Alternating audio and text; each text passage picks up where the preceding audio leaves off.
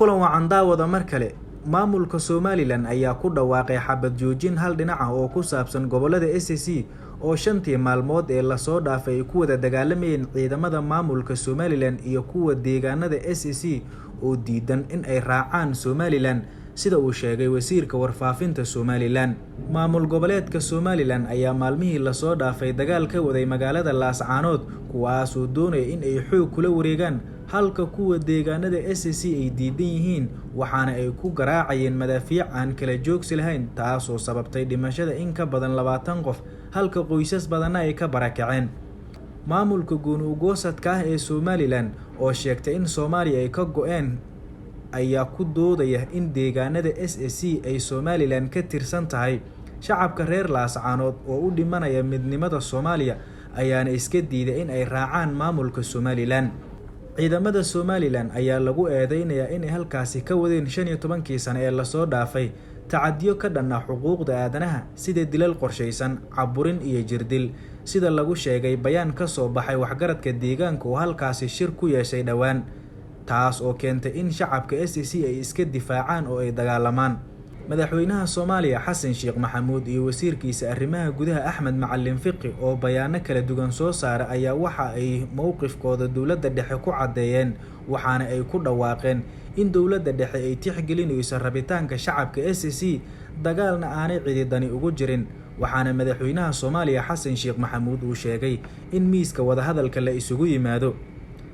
xukuumadda ra'iisul wasaare Xamse Cabdi Barre ayaa sidoo kale gargaar caafimaad u fidisay dadka shacabka ay waxyeeladu ka soo gaartay dagaalka Laascaanood.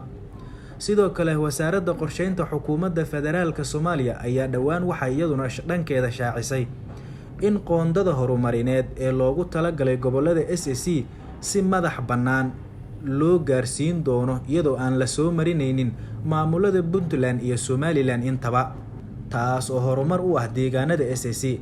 si kastaba ha ahaatee madaxweynaha maamulka Somaliland Muuse Biixi Cabdi ayaa codsi u dirsaday madaxweynaha Djibouti waxaana uu ka codsaday in uu ka taageero dagaalka Laascaanood. saraakiil ka socotay ciidamada maamulka Somaliland ayaana Djibouti gaaray kuwaas oo taageero ciidan weydiistay dawladda Djibouti.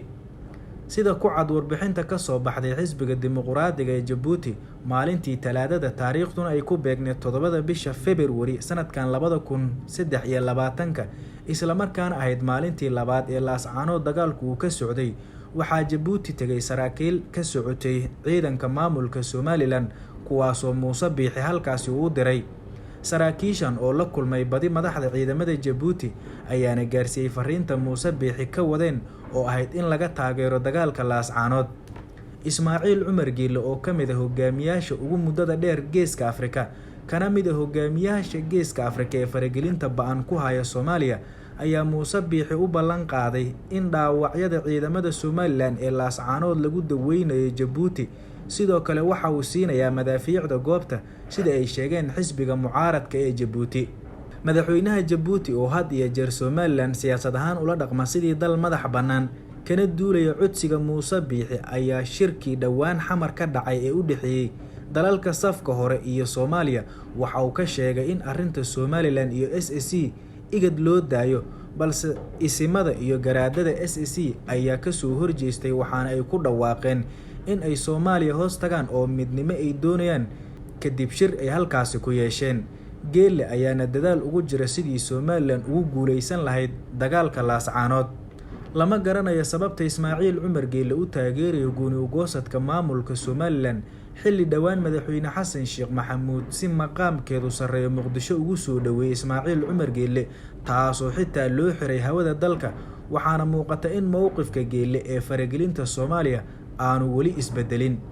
si kastaba ha ahaatee go'aanka shacabka SSC ayuu gacantooda ku jiraa sida ay qirayso xukuumadda federaalka maadaama ay sheegtay in ay tixgelinayso rabitaanka shacabka SSC.